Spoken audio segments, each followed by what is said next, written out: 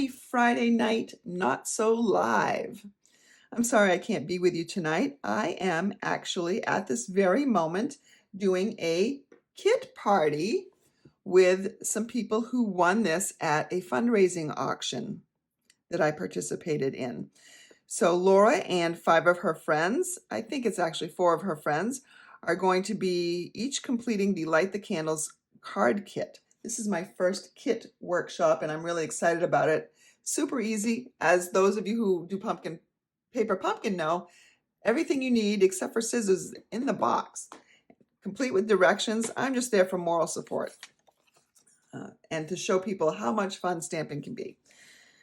But anyway, so tonight I needed something easy because between that kit party, my all-day block party on Saturday, and I have another kit party that was the result of a fundraiser on Sunday, I didn't have time to come up with something else.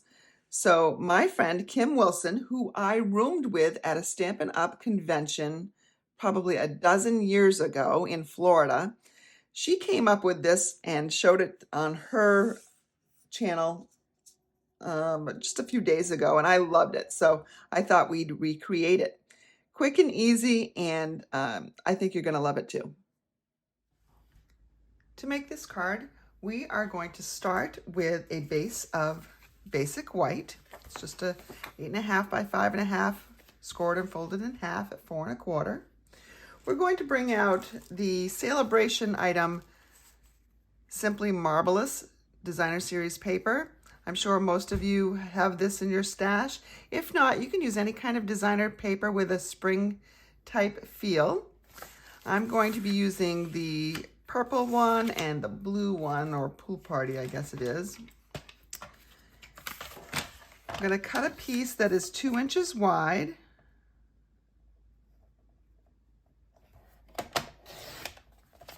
Of each.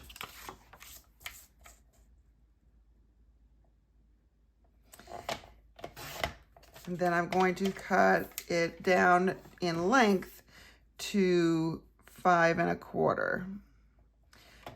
Because when I put these together, they're going to make the general 4 by 5 1/4 inch layer.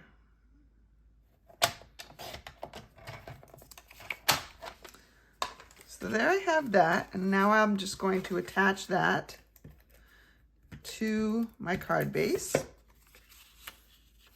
And let's see which side is nicer, this side. Make sure my borders are all the same.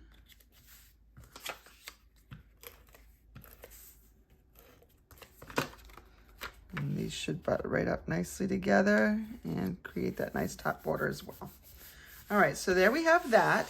We will also need a piece of the pink, which is Blushing Bride. And I'm going to cut that 1 inch long by 3 3/4. It doesn't really matter what the length is. That's going to go right there. And this is what I'm going to stamp my sentiment on. So I guess I could probably get my sentiment out. We're going to be using Celebrating You stamp set. And I've already taken it out and set it somewhere. Here it is. It says Happy Easter.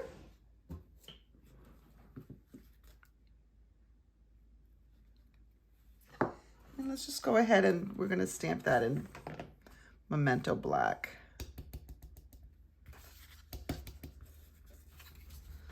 See if we can get it straight.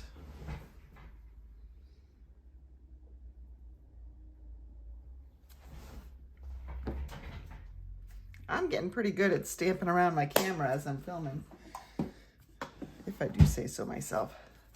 So that's going to go right here. And I noticed I did get it straight, but I didn't get the evenness on the edge that I want. So I'm going to just go over to the side here and trim it down a little bit more. There we go, that's better. Now for our bunnies, we're actually going to bring in the Retiring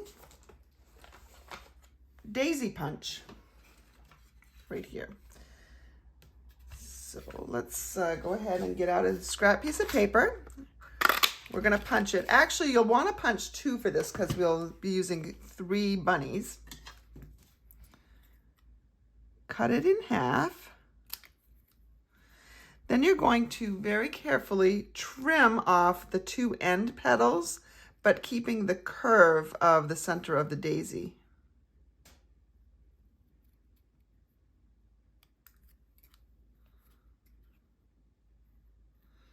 Probably should have flipped it over. It would have been easier here. There's 1.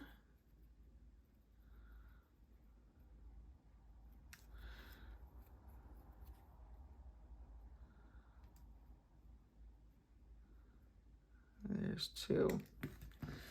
Right, and I already did 1 beforehand. You can discard the extra petals. We're just going to put these up here. These will be going on like this. I guess I can actually put on my sentiment layer, make it easier to butt my bunnies up against it.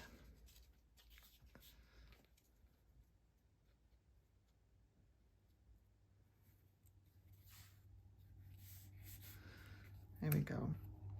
And we'll need to adhere these. I'm going to take my liquid glue because it's not a big area to put the other adhesive on. We just need a little bit of glue here. And let's start with the center one. And figure out where the other ones are going to go, spacing wise. We don't want their ears to overlap. There we go. And our last one.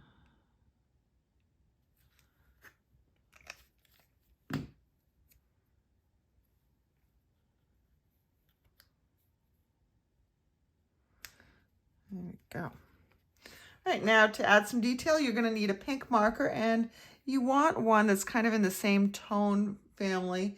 Blushing Bride might work, or Petal Pink does not work. Blushing Bride or Flirty Flamingo. This is actually, because I don't have either one of those in a blends or a marker, this is Light Calypso Coral, and I found that it actually works as well.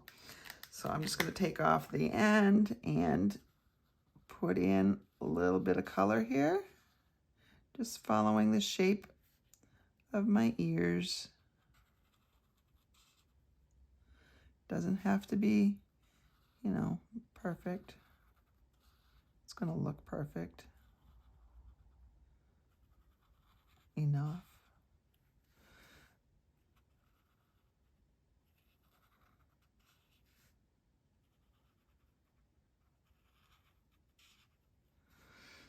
And then our bunnies need some eyes. So I'm going to bring in a Stampin' Write marker, the black marker.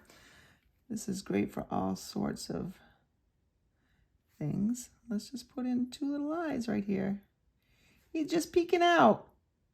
They're all just peeking out. If you wanted to add a little pink nose, you could add a little pink nose there too, but I think they're good just the way they are.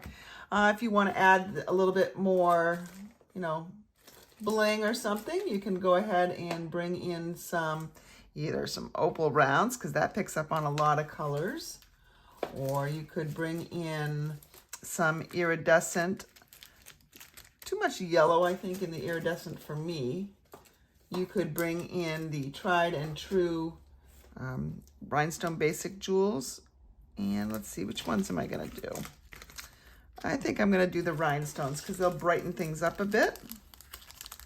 And let's see if I can get this package opened. And where are we going to put them? Do we want them here? I don't know. It's always a... So Kim had them down here, 3 little dots down here. I think I might do this.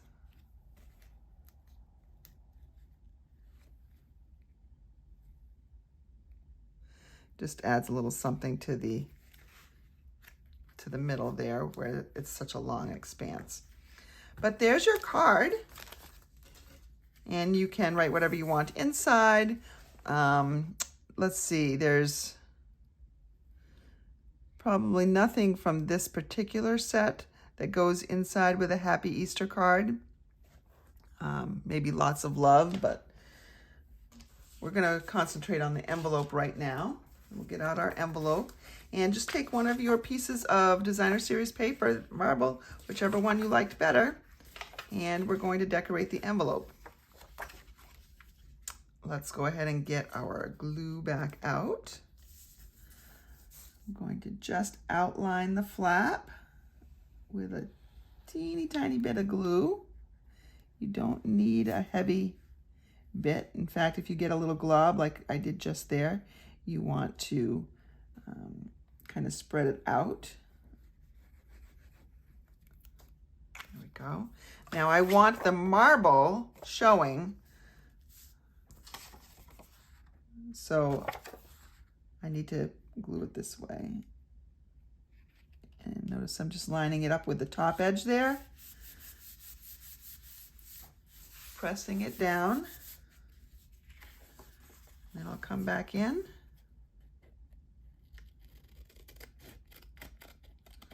And trim around the flap. You can also cut a strip of designer series paper and put it down the front of the card if you want to.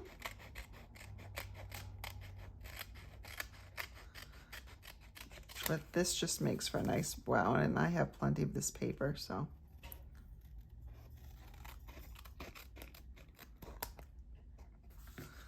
There we go. So we have a cute little Easter card with coordinating envelope. Happy Friday. I plan on seeing you live next Friday. Really live. Have a good week.